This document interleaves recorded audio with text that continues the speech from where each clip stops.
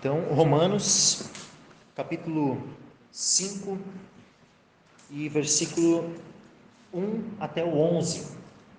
Então, Romanos, capítulo 5, versículo 1 ao 11, diz assim: Tendo sido, pois, justificados pela fé, temos paz com Deus por nosso Senhor Jesus Cristo, pelo qual também temos entrada pela fé a esta graça, na qual estamos firmes e nos gloriamos na esperança da glória de Deus. E não somente isto, mas também nos gloriamos nas tribulações, sabendo que a tribulação produz paciência, e a paciência, a experiência, e a experiência, a esperança. E a esperança não traz confusão, porquanto o amor de Deus está derramado em nossos corações pelo Espírito Santo que nos foi dado. Porque Cristo, estando nós ainda fracos, morreu a seu tempo pelos ímpios. Porque apenas alguém morrerá por um justo, pois poderá ser que pelo bom alguém ouse morrer. Mas Deus prova o seu amor para conosco, em que Cristo morreu por nós, sendo nós ainda pecadores. Logo, muito mais agora, tendo sido justificados pelo seu sangue, seremos por ele salvos da ira. Porque se nós, sendo inimigos, fomos reconciliados com Deus pela morte de seu Filho, muito mais, tendo sido já reconciliados, seremos salvos pela sua vida. E não somente isto, mas também nos gloriamos em Deus por nosso Senhor Jesus Cristo, pelo qual agora alcançamos a reconciliação. Amém. Amém. Podem se assentar.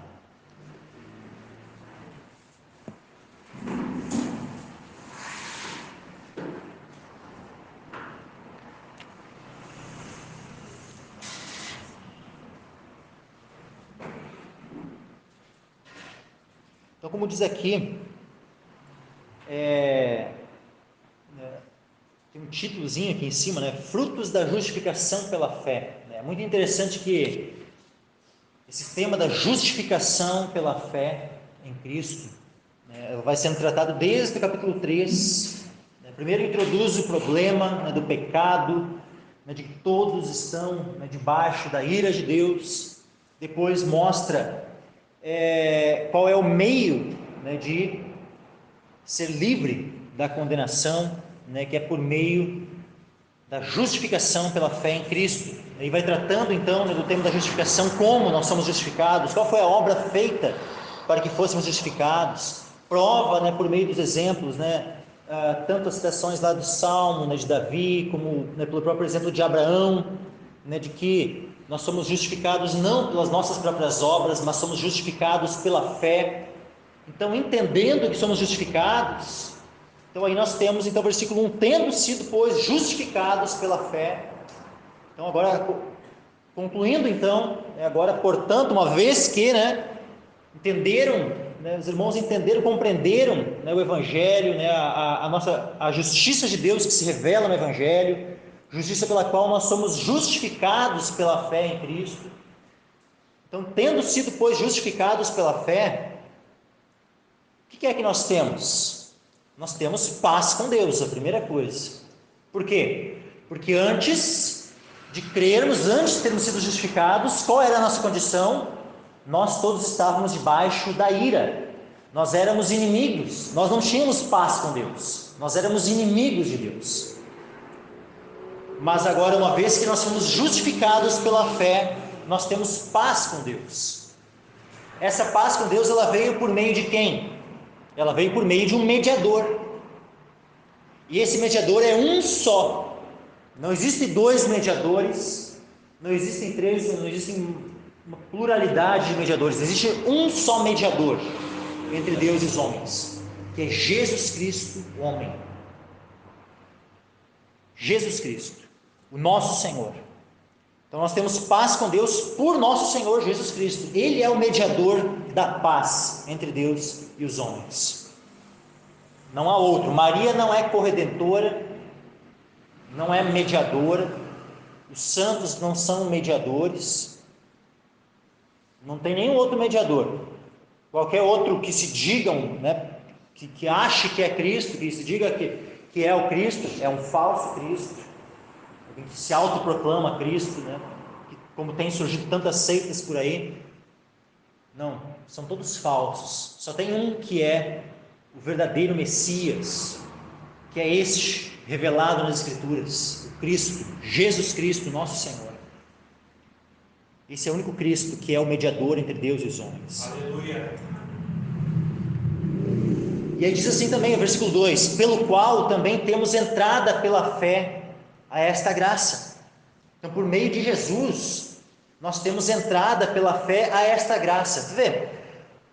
Nós somos salvos não por meio das obras. É dito assim lá em Efésios, né, que nós somos salvos pela graça por meio da fé.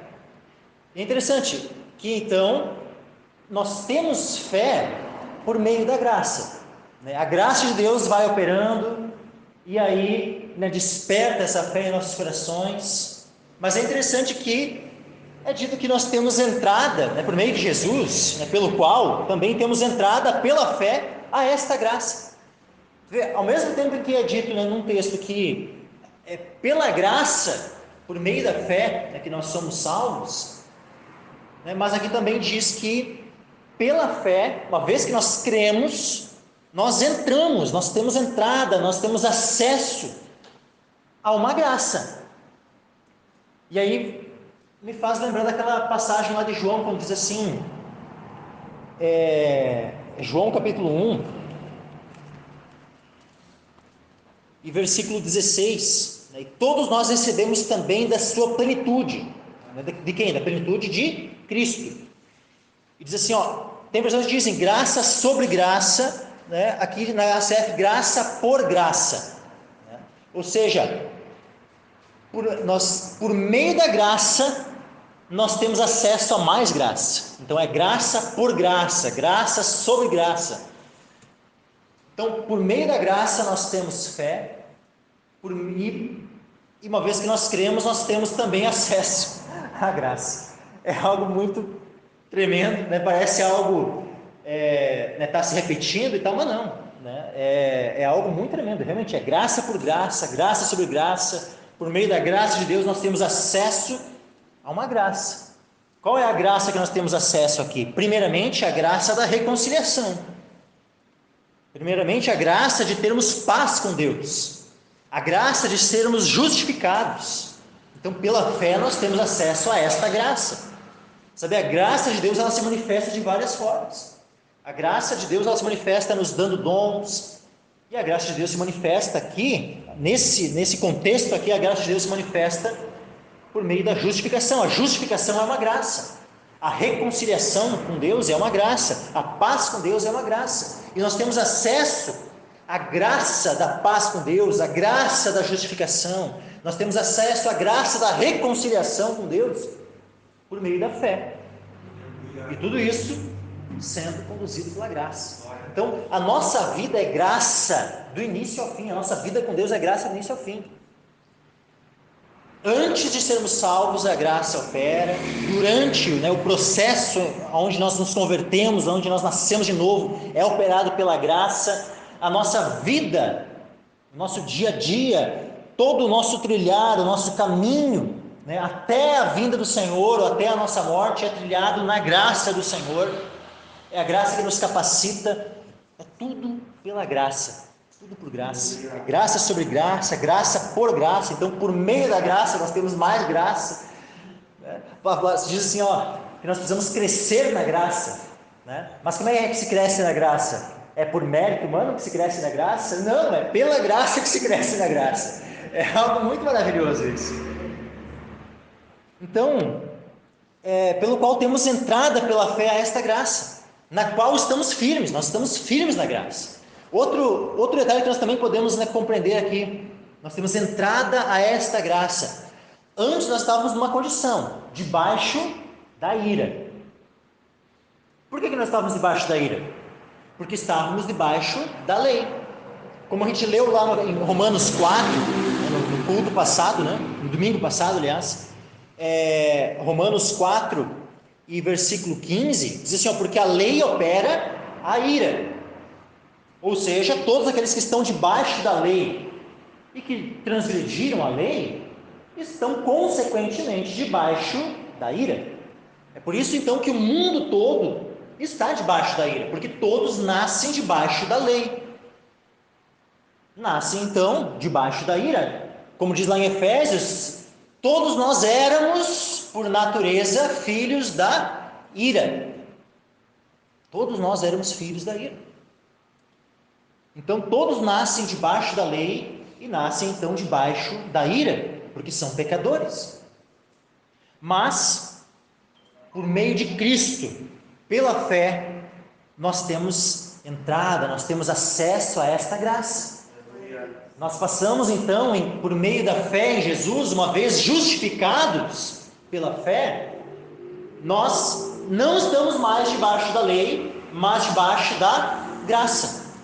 Ou seja, nós não estamos mais debaixo da ira de Deus, mas nós entramos num estado de graça. Nós passamos a estar reconciliados com Deus. Nós não somos mais inimigos de Deus. Versículo 3. Aliás, ainda não finalizamos o versículo 2.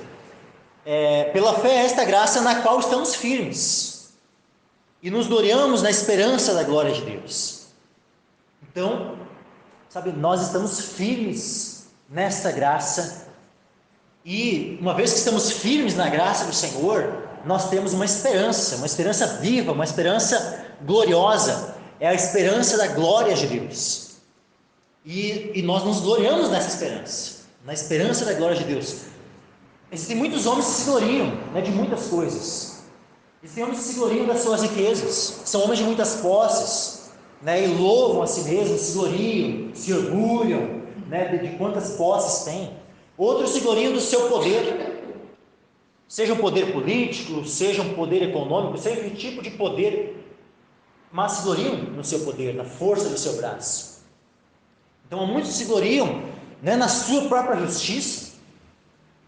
Então, né, se acham melhores que os outros, se acham, né, que estão acima da média, né, e que, né, têm algum mérito em si mesmo, né, para se gloriarem em si mesmos. Esses são aqueles que se justificam a si próprios, têm motivo de glória em si mesmo, né, mas em Cristo nós temos aqui, é nos dado aqui um motivo pelo qual verdadeiramente nós podemos gloriar. É a esperança da glória de Deus. E essa esperança da glória de Deus, ela tem dois aspectos. Ela tanto é a glória de Deus que vai se manifestar e que nós veremos. Então é a esperança de nós vermos a Deus em sua glória, de nós contemplarmos a glória de Deus. Como eu dito assim, que bem-aventurados são os limpos, os puros de coração, porque eles verão a Deus. Ou como diz lá em Hebreus, sem santificação ninguém verá o Senhor. Então essa visão de Deus é a visão da sua glória. Jesus Cristo, quando Ele vier, Ele vai vir com poder e glória. Então a vinda do Senhor é uma manifestação da sua glória. E nós temos essa esperança, a esperança da glória de Deus fala justamente de um contexto relacionado à vinda de Cristo, a segunda vinda do Senhor. Então, quando o Senhor Jesus vier, Ele vai vir de maneira gloriosa. E essa glória é a glória de Deus, sendo manifestada, aparecendo, e todo olho verá. Só que aqueles que não são justificados, aqueles que não estão reconciliados com Deus, esses vão prantear nesse dia, esses vão se lamentar nesse dia. Mas agora, aqueles que já foram reconciliados, aqueles que já foram justificados e que têm paz com Deus, para esses, esse dia é um dia glorioso. Para esses é um dia glorioso. Para nós, então, essa esperança é uma esperança na qual nós nos gloriamos.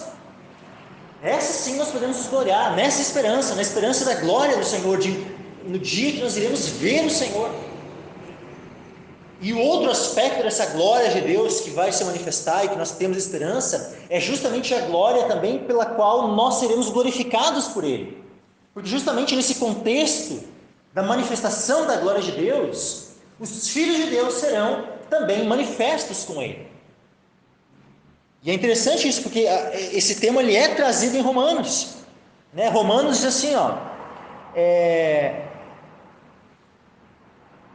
Romanos versículo 17, Romanos 8, versículo 17, diz assim, ó, 17 em diante: se nós somos filhos, somos logo herdeiros também, verdadeiramente herdeiros de Deus e co-herdeiros de Cristo, se é certo que com Ele padecemos, para que também com Ele sejamos glorificados.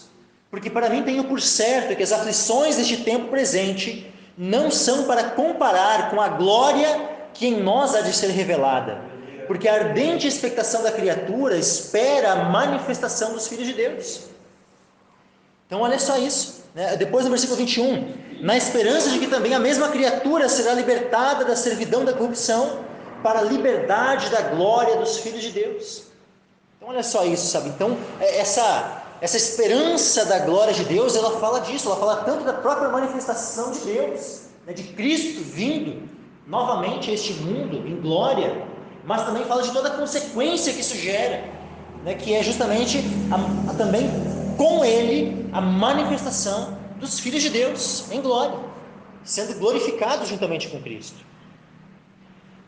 Então essa esperança é uma esperança na qual nós nos gloriamos. Nós podemos nos gloriar nessa esperança.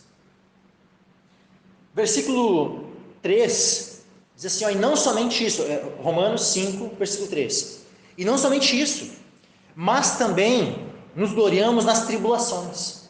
Vê que interessante que lá Romanos 8, né, trouxe essa verdade, né, que é um motivo de regozijo, de glória, justamente isso, as tribulações, as aflições. Nós nos gloriamos nas tribulações, sabendo que a tribulação produz paciência. A tribulação é um motivo de glória, é um motivo de nos gloriarmos, de nos alegrarmos, de nos regozijarmos. Por quê?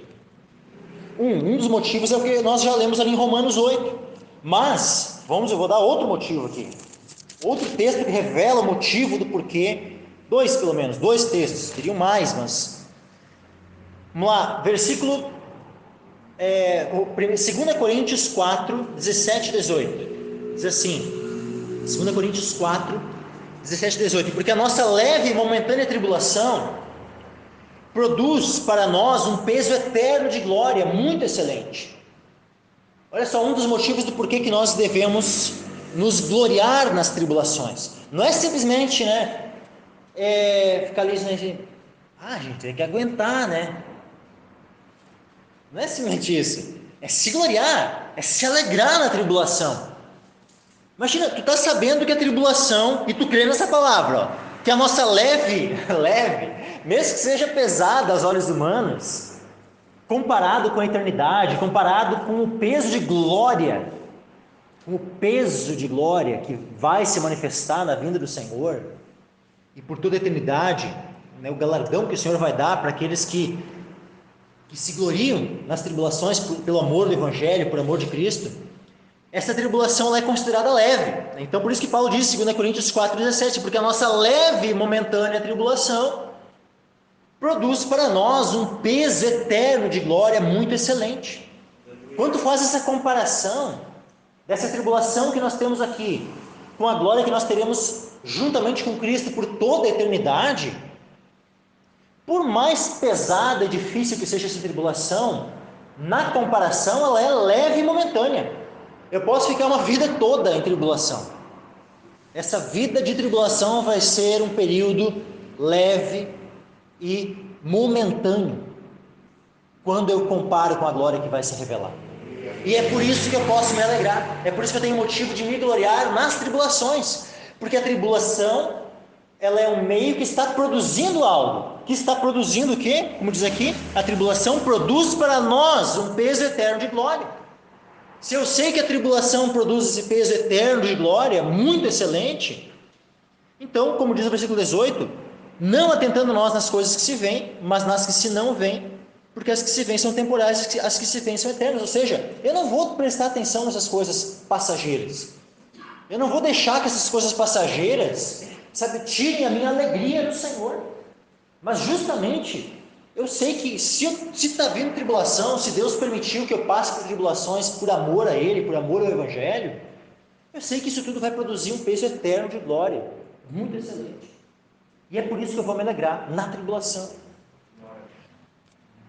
Sabe, Paulo ele fala isso, né, também nessa carta de 2 Coríntios.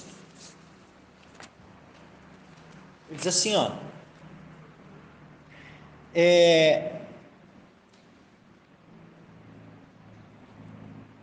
versículo 2 Coríntios 12 e versículo 8. Ele fala de quando ele ora, né, para que Deus removesse dele o espinho na carne. E aí ele fala assim, ó, acerca do qual 3 vezes orei ao Senhor para que se desviasse de mim. E disse-me, a minha graça te basta, porque o meu poder se aperfeiçoa na fraqueza. De boa vontade, pois, me gloriarei nas minhas fraquezas. Olha o que Paulo fala. Ele se gloria o quê? Nas suas fraquezas. Mas o que é as fraquezas? Ele vai explicar o que são as fraquezas. Me gloriarei nas minhas fraquezas para que em mim habite o poder de Cristo. Por isso sinto prazer nas fraquezas, nas injúrias. Olha só o que são as fraquezas. As injúrias, nas necessidades, nas perseguições, nas angústias por amor de Cristo. Porque quando estou fraco, então sou forte. E para finalizar, Jesus também diz, né, lá nas bem-aventuranças, olha só qual é a última, né, no Sermão do Monte, no capítulo 5 de Mateus, qual é a última bem-aventurança que é dita ali naquela lista, né, de bem-aventuranças? Versículo 11 e 12 diz assim, bem-aventurados sois vós, quando vos injuriarem e perseguirem, e mentindo disserem todo mal contra vós por minha causa. Exultai e alegrai-vos, porque grande é o vosso galardão nos céus, porque assim perseguiram os profetas que foram antes de vós. Então por isso que aqui em Romanos 5, versículo 3, diz assim, ó, e não somente isso, mas também nos gloriamos nas tribulações. Ou seja, podem nos perseguir, eu posso sofrer o que for pelo Evangelho. Em meio ao sofrimento, em meio à tribulação, eu vou estar me alegrando. E se mesmo que seja alguma situação de tribulação que venha sobre nós, que não seja diretamente ocasionada por uma perseguição, né, que estejamos vendo, né? Vamos pegar o exemplo de Jó, e justamente se fala sobre lá em Tiago, né, a paciência de Jó. Ouvistes, né, sobre a paciência de Jó. Jó, em sua paciência, ele não sabia que havia ali uma espécie de perseguição sobre ele, né? Que havia um diabo, né? Satanás, ali na cola dele. Ele não sabia, mas havia. E mesmo assim, em sua paciência, ele deu glória a Deus. Quando ele perde filho, quando ele perde bens, quando ele perde a saúde, coisas que todos nós podemos perder. Podemos perder um ente querido, nós podemos perder a nossa saúde, nós podemos perder nossos bens. Mas o que ele disse quando ele perdeu todas essas coisas? O Senhor deu, o Senhor tomou. Bendito seja o nome do Senhor. Então que nós venhamos a entender e nos alegrar, mesmo quando nós estivermos padecendo algo, que a gente olha aparentemente, não é por causa de uma perseguição, não é por causa, mas Deus pode, por exemplo, né, nos trazer uma situação de tribulação, de sofrimento, por causa de uma disciplina. Deus pode estar ali nos disciplinando. E aí, se Deus estiver nos disciplinando, qual é o objetivo da disciplina de Deus? O objetivo é que nós sejamos participantes da sua santidade. Sem santidade, ninguém verá o Senhor. Então, olha o resultado da disciplina, que no momento não parece ser motivo de alegria, parece ser motivo de tristeza, diz lá em Hebreus, né? Mas é motivo de alegria, por quê? Porque justamente isso, quando Deus traz algo, mesmo que de sofrimento, para nos disciplinar, Ele está com isso revelando o seu amor de um pai para o seu filho. Porque o bastardo não é disciplinado, mas o filho é. O filho o pai disciplina, o filho o pai cuida e corrige, e Deus ele nos corrige para quê? Para que sejamos participantes da sua santidade, para que possamos justamente fazer parte daquela manifestação da glória de Deus, daquela esperança que nós falamos antes, aonde poderíamos ver com alegria a manifestação da sua glória, e aonde justamente ele também vai compartilhar da sua glória conosco, nos glorificando. Então por isso que a tribulação é motivo de nós nos alegrarmos e nos alegrarmos e nos gloriarmos. E não somente isso, nós também nos gloriamos nas tribulações, sabendo que a tribulação produz paciência. Então qual é o objetivo de Deus ao permitir que nós passemos por tribulação? Que nós exercitemos e sejamos aperfeiçoados em nossa paciência, em nossa perseverança. Uma vez sendo aperfeiçoados em paciência, em perseverança, o que essa paciência vai resultar? Vai resultar em experiência. Em experiência. E essa experiência aqui, ela fala de uma pessoa que ela é experimentada. Ou seja, ela já experimentou muitas coisas e com isso ela amadureceu, com isso ela foi aprovada, ela passou por muitas provações e foi aprovada. Ela teve experiência em muitas situações de tribulação e foi paciente e por isso foi aprovada. Então a experiência, ela fala disso. A experiência não fala só de ter passado por algo. Esse termo experiência aqui não é só de tu ter tido a experiência da tribulação, mas é de ter tido a experiência e tendo sido aprovado nessas circunstâncias. Ou seja, ter tido a experiência de ter sido atribulado, mas foi atribulado com paciência. É interessante que lá em Apocalipse, justamente quando há a manifestação da besta e faz guerra aos santos, é permitido, que a besta faça guerra aos santos e os vença. O que a besta pode fazer? Pode matar o corpo dos santos, mas não pode matar a alma. E aí diz assim, se alguém leva em cativeiro irá. Se alguém matar a espada, necessário é que a espada seja morta. Aqui está a paciência e a fé dos santos.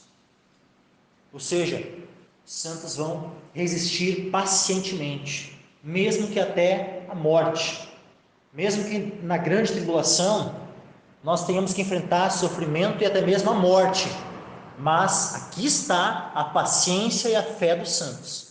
Os santos resistem com paciência em meio à perseguição e se alegram na esperança da glória de Deus, se alegram pelo fato de que a tribulação está produzindo um peso eterno de glória, que não pode ser comparado com qualquer tipo de sofrimento que nós estivermos passando aqui na terra. E essa tribulação produz paciência, experiência, e a experiência, a esperança, justamente essa esperança da qual nós temos falado. Esperança da glória de Deus, a esperança de que seremos glorificados com Ele, a esperança de que se sofrermos com Ele também reinaremos. Essa é a esperança que vai sendo aperfeiçoada em nós, que vai sendo cada vez mais viva em nossa alma. E a esperança não traz confusão. A esperança não traz confusão. Várias vezes aqui no livro de Romanos, diz que quem nele crer não será confundido. Tem citações, tem 3 citações do Antigo Testamento que falam a respeito disso, sobre que aquele que crê não é confundido. Ou seja, a esperança, toda vez que nós depositarmos a nossa esperança no Senhor, nós podemos ter a certeza de que nós não seremos confundidos, nós não seremos envergonhados. A esperança não traz confusão, porquanto o amor de Deus está derramado em nossos corações, pelo Espírito Santo que nos foi dado. O amor de Deus foi derramado em nosso coração. Esse amor de Deus, primeiramente, esse amor de Deus não é o nosso amor para com Deus. Ele primeiramente é o amor de Deus mesmo, o amor de Deus, ou seja, é o amor com o qual Deus nos amou. É esse amor que é revelado em nossos corações, ele é derramado em nossos corações. Porque justamente a palavra diz lá na primeira carta de João, que nós conhecemos o amor nisso. Aliás, deixa eu abrir o texto lá.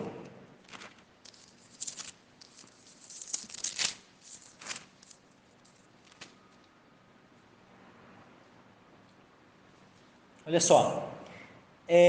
Nisto se manifestou o amor de Deus para conosco, que Deus enviou o seu Filho unigênito ao mundo para que por ele vivamos. E nisto está o amor, não em que nós tenhamos amado a Deus, mas em que Ele nos amou a nós e enviou o seu Filho para a propiciação pelos nossos pecados. Olha isso, amados, se Deus assim nos amou, também nós devemos amar uns aos outros. Então o nosso amor, tanto o nosso amor por Deus, como o nosso amor uns pelos outros, ele é resultado do amor de Deus que é derramado em nossos corações, dessa revelação que Deus abundantemente, faz, revela, manifesta dentro de nós. O amor que Deus dá testemunho pelo seu Espírito Santo, de que nos amou, de que nós somos amados dele, de que nós somos filhos amados dele. Esse amor que Deus revela de maneira abundante em nós, lógico que tem o resultado, a consequência desse amor derramado em nossos corações, é que nós também vamos transbordar de amor por ele e amor pelos irmãos. Então o amor de Deus sendo revelado a nós, necessariamente vai gerar essa consequência. Quando o amor de Deus é derramado, e esse derramado aqui mostra uma abundância, mostra um transbordar do amor de Deus, mostra uma chuva torrencial, nos inundando com o seu amor, por meio do seu Espírito. Então não há como nós não devolvermos, nós não correspondermos, nós não darmos uma resposta a Deus de amor e também aos irmãos. O amor de Deus está derramado em nossos corações pelo Espírito Santo que nos foi dado. Porque Cristo, versículo 6, porque Cristo estando nós ainda fracos, Cristo ele morreu a seu tempo pelos ímpios. Houve um tempo determinado por Deus, a seu tempo, na consumação, tempo, que Deus havia já determinado desde o princípio do mundo, desde antes da fundação do mundo. Deus já havia determinado o tempo onde iria enviar o seu Filho e ele iria morrer por nós. Então quando chegou esse tempo, Cristo veio, morreu a seu tempo pelos ímpios. Quem são esses ímpios que está descrito aqui? Nós somos os ímpios pelos quais Cristo morreu, estando nós ainda fracos. Ele não esperou nós estarmos fortes. Por isso que para que alguém se achegue a Deus, seja salvo por Cristo, tem muita gente que acha eu tenho que melhorar, eu tenho que fazer isso, fazer aquilo, eu não estou pronto ainda. Nunca alguém vai estar pronto.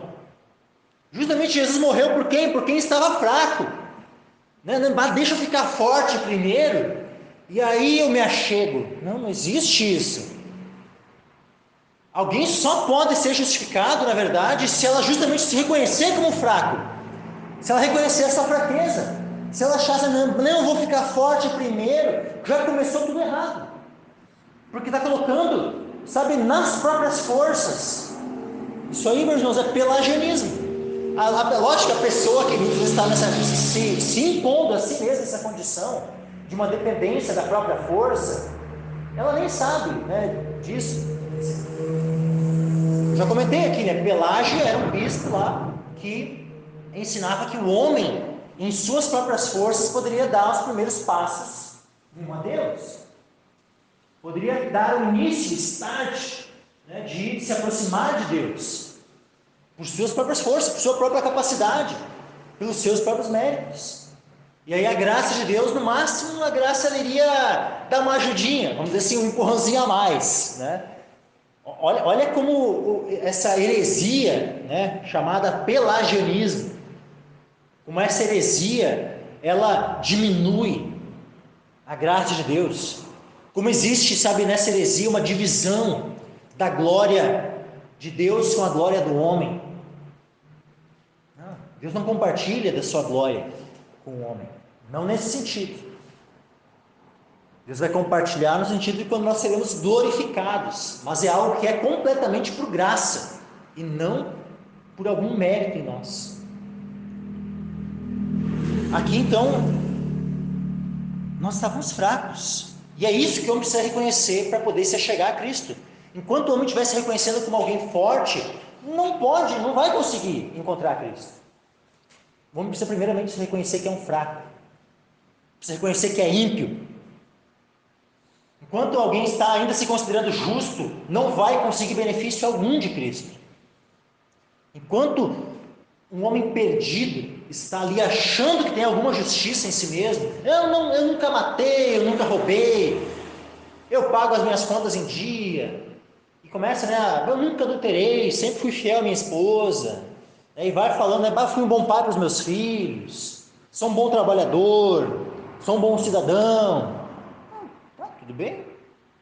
Mas isso não nos torna aceitáveis à presença de Deus. Isso não é isso que Deus vai olhar e, tá ali, é um bom cidadão. Meu filho, vai lá morrer por esse bom homem. Não existe isso.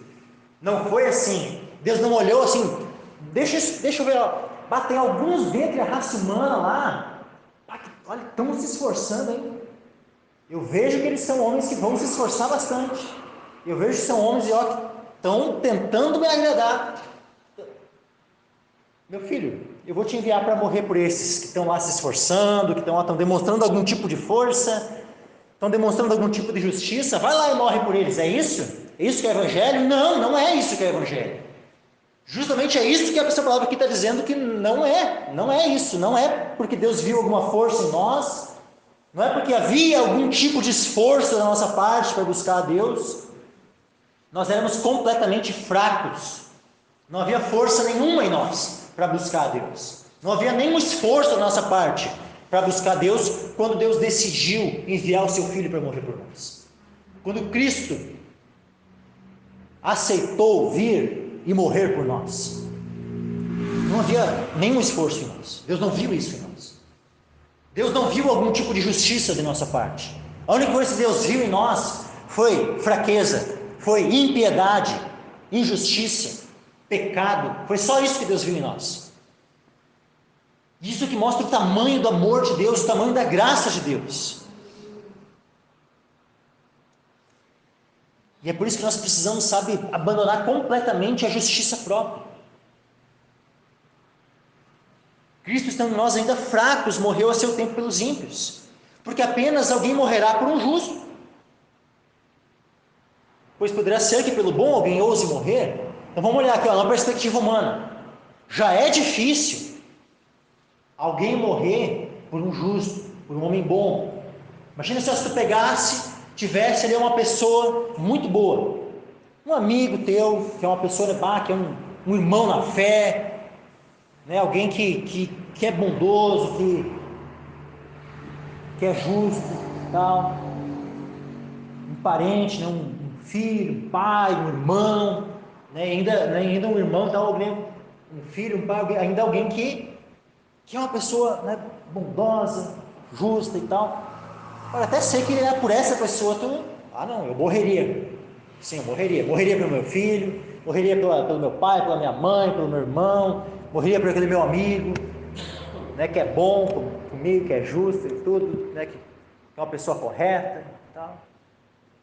Mas agora, aí está lá um presidiário, um assassino, um homicida, um ladrão, traficante, estuprador, uma série de outros. Quem é que estaria disposto a dar a vida para aquela pessoa? Está lá, o carro vai atropelar o cara, o cara é um bandidão, pior tipo, tu vai lá, empurra ele, se coloca na frente lá para morrer por ele. Eu dou minha vida para aquela pessoa. Quem é que se esforçaria assim por uma pessoa assim? Com dificuldade, Já é difícil haver um esforço em dar a própria vida por um justo, por um homem bom, que dirá por um ímpio. Mas agora, Deus prova o seu amor para conosco, em que Cristo morreu por nós, sendo nós ainda pecadores. Quando Deus decidiu enviar o seu Filho ao mundo, era um mundo que estava debaixo da sua ira, era um mundo pecador, era um mundo que havia transgredido a sua lei, era um mundo que havia se rebelado contra ele. Não era um mundo que estava buscando a Deus, era um mundo que estava rebelde em relação a Deus.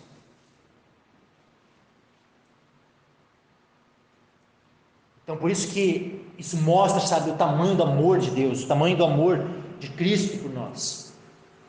Porque Ele prova o seu amor para conosco, porque Cristo morreu por nós, sendo nós ainda pecadores. Deus não viu nada de bom em nós, quando decidiu, sabe, colocar em prática essa grandiosa obra de salvação a nosso favor.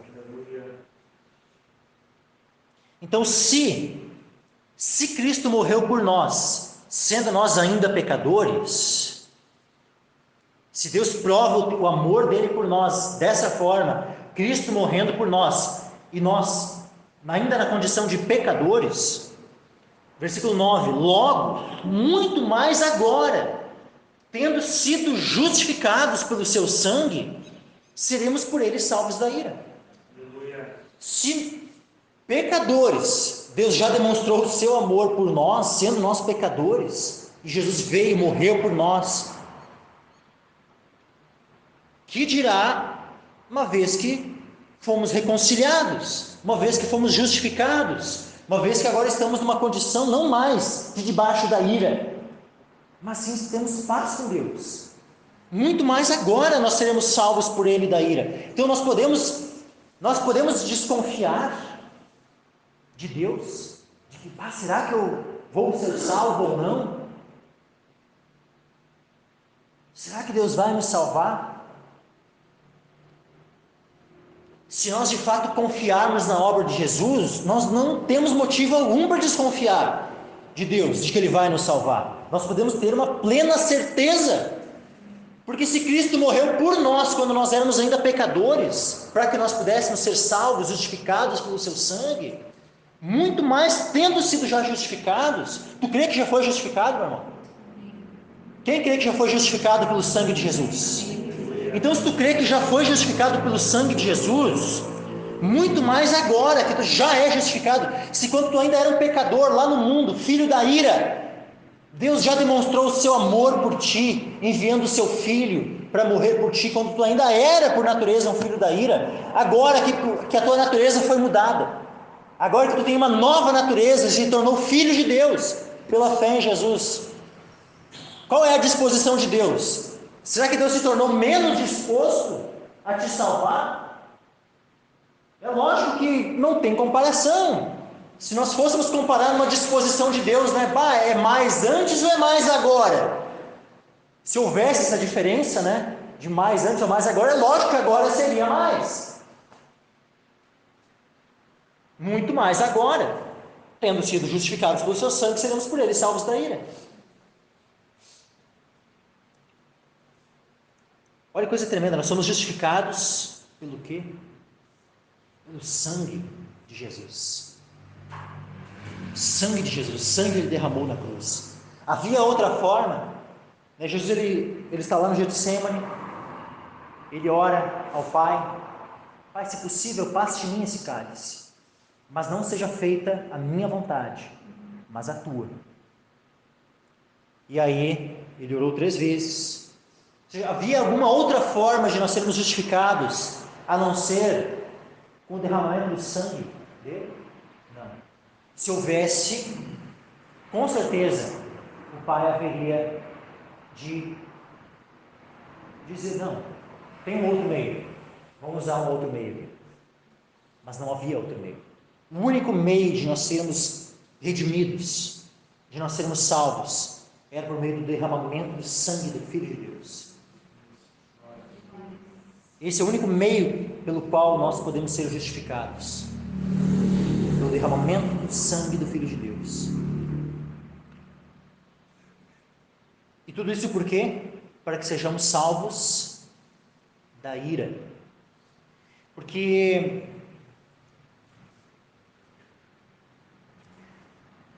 sabe, existem vários aspectos da salvação. Nós somos salvos dos pecados, nós somos salvos, né, de nós mesmos, nós somos salvos do diabo, nós somos salvos, sabe, de várias.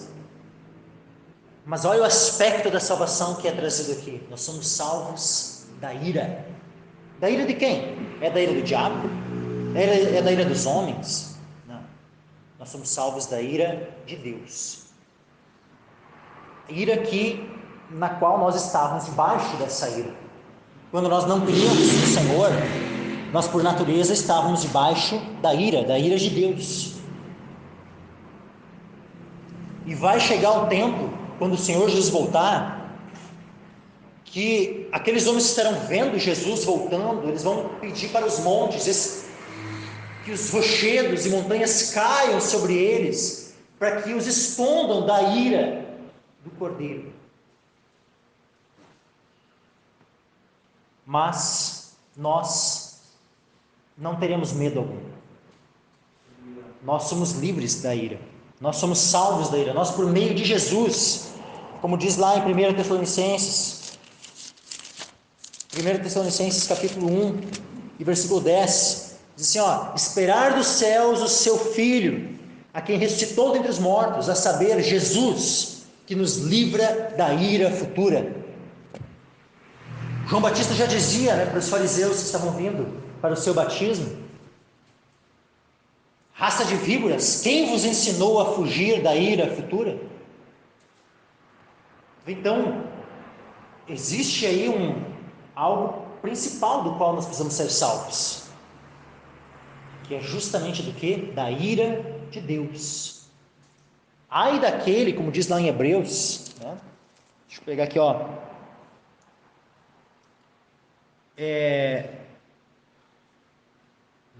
só, Hebreus 10, 30 e 31. Porque bem conhecemos aquele que disse: minha é a vingança, eu darei a recompensa, diz o Senhor. E outra vez, o Senhor julgará o seu povo. Horrenda coisa é cair nas mãos do Deus vivo. Então, por isso que a salvação é dita aqui como uma salvação da ira de Deus. E que coisa tremenda, logo muito mais agora, tendo sido justificados pelo seu sangue, seremos por ele salvos da ira. Então nós não precisamos ter medo da ira vindoura. Nós não precisamos ter medo dessa ira. Por quê? Por que nós não precisamos ter medo da ira? Justamente porque nós, por Cristo, nós temos certeza que nós somos salvos dessa ira. Que nós seremos salvos dessa ira. Especialmente pelo fato de que nós fomos justificados pela fé no seu sangue. Nós cremos que Jesus derramou o seu sangue por nós. E se ele derramou o seu sangue por nós, significa que o quê? Que nós não precisamos ter medo dessa ira que vai se manifestar no futuro. Ela não vai ser derramada sobre nós.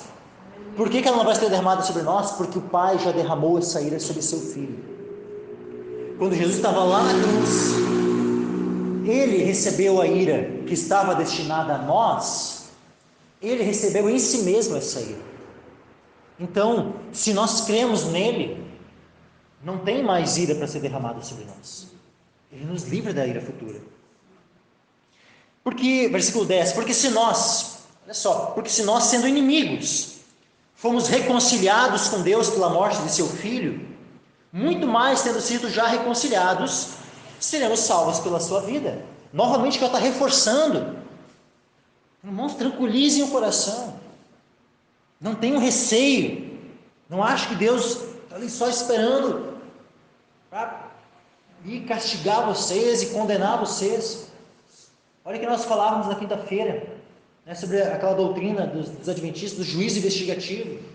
Eles ficam lá receosos, não têm certeza da sua salvação, tem medo de, mas e agora? E se daí ele vai investiga ali, eu não fiz o suficiente, e quando vê ele, vou ser condenado, vou ser alvo da ira. ficam naquela incerteza se são ou não salvos.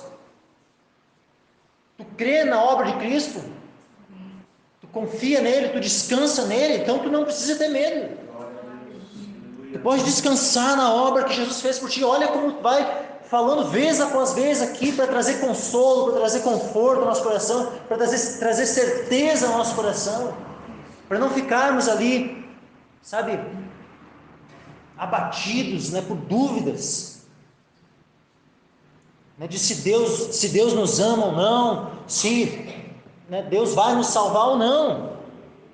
Porque olha só, se nós sendo inimigos, nós éramos inimigos de Deus, e éramos inimigos nos dois sentidos, tanto nós em relação a Deus, mas principalmente Ele em relação a nós, porque justamente era a ira dele que estava sobre nós, e Ele era, então, nosso inimigo. Mas, por meio da morte do seu Filho, nós fomos reconciliados. Imagina, Deus, ao mesmo tempo que Ele era nosso inimigo, mas Ele também nos amou. Ele amou os seus inimigos. Sabe quando Jesus disse que nós devemos amar nossos inimigos? Por que Ele fala isso? Porque justamente foi o amor que Deus tem.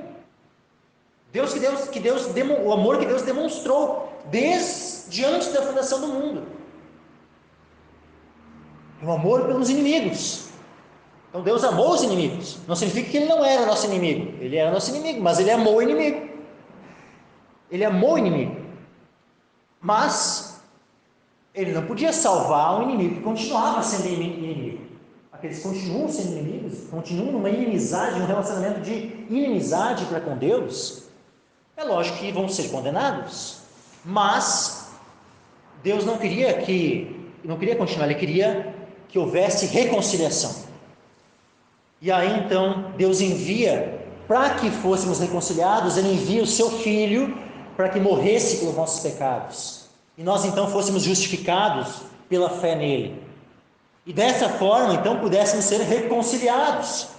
Por isso que diz lá no início, tendo sido pois justificados pela fé, temos paz com Deus. Nós somos reconciliados, porque se nós sendo inimigos fomos reconciliados, então pensa, Deus agora Ele dá o seu Filho, e o seu Filho morre para que nós fôssemos reconciliados. Deus vai fazer pouco caso da morte do seu Filho? Tipo assim, Deus vai... Pensa, da parte de Deus, Ele morre, Ele envia o seu Filho para que nós fôssemos reconciliados, e agora nós somos reconciliados com Ele. E aí, qual é a relação de Deus conosco, uma vez que Ele deu o seu Filho para que nós fôssemos reconciliados? Deus, será que Ele está disposto em manter esse estado de reconciliação conosco? Ou por qualquer coisa, Deus ele está novamente querendo ser nosso inimigo? Qual é a disposição de Deus? Se Deus, quando nós éramos inimigos, Ele se dispôs a se reconciliar conosco, e para isso Ele entregou o seu próprio Filho à morte, qual é a disposição de Deus para que permaneçamos reconciliados com Ele? A disposição de Deus para que permaneçamos reconciliados com Ele é algo que nós não podemos nem imaginar, de tão disposto que Deus está de permanecermos reconciliados com Ele. A disposição de Deus é infinita.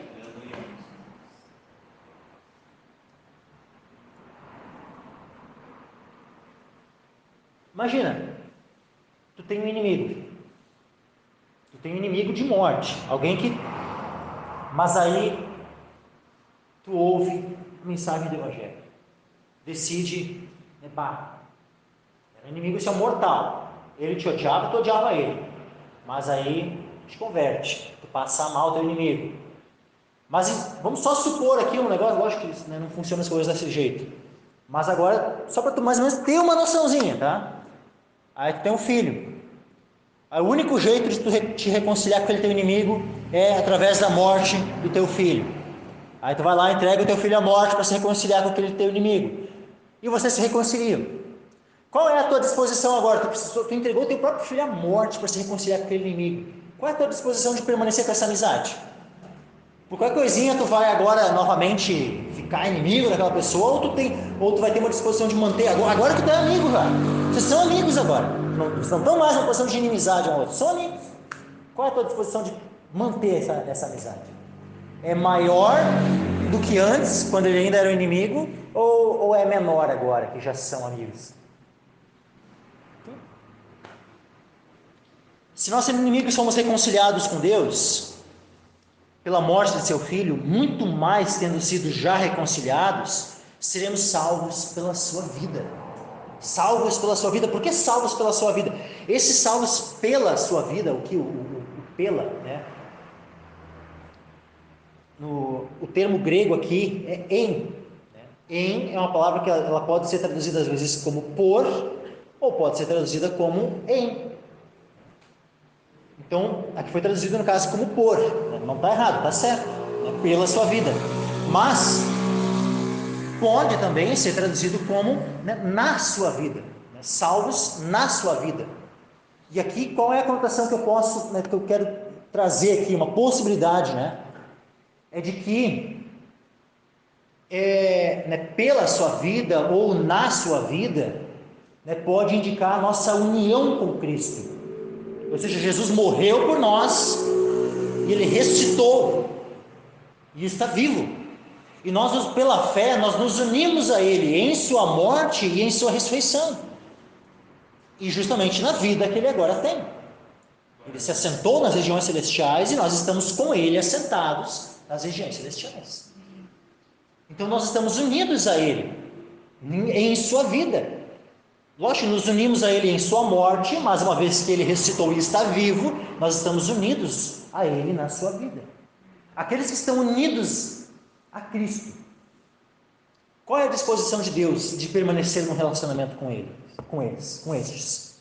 Então, se nós, cada um de nós, estamos unidos a Cristo, nós nos unimos a Ele em sua morte, em sua ressurreição, e então estamos unidos na sua vida, nós estamos em Cristo.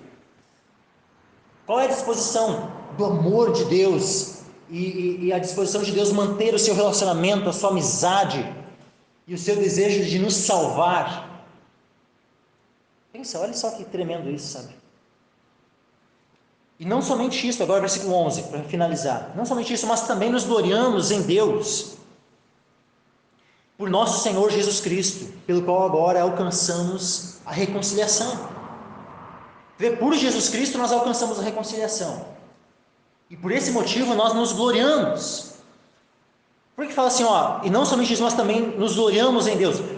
Antes falou ali de alguns motivos de glória. E aí foi sendo dadas explicações, né?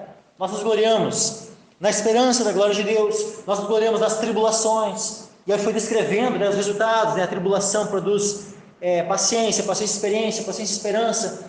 Ele fala do amor de Deus que é derramado em nossos corações pelo Espírito Santo. Aí descreve o tamanho desse amor de Deus e todas as nuances, né, desse grandioso amor de Deus que se revelou no fato de Jesus ter vindo morrer por nós, para que fôssemos reconciliados, para que nós que éramos inimigos pudéssemos ser reconciliados com Deus e termos paz com Deus.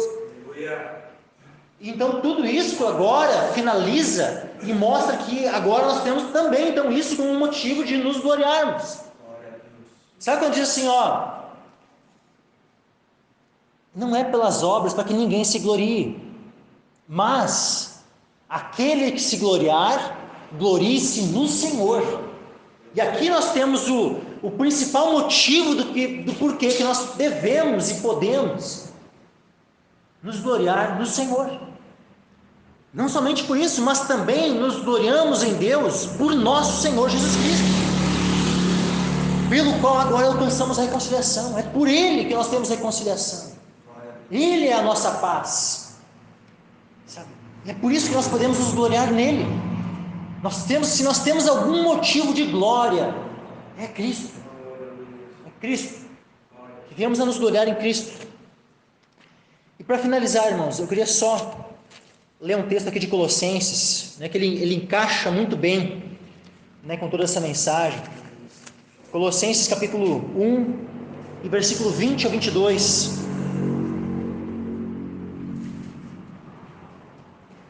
Colossenses 1, versículo 20 ao 22 diz assim: e que havendo por ele feito a paz, pelo sangue da sua cruz, por meio dele reconciliasse consigo mesmo todas as coisas, tanto as que estão na terra como as que estão nos céus. A vós também que noutro tempo eres estranhos e inimigos no entendimento pelas vossas obras más, agora contudo vos reconciliou no corpo da sua carne, pela morte, para perante ele vos apresentar santos, irrepreensíveis e inculpáveis. Aleluia, glória a Deus.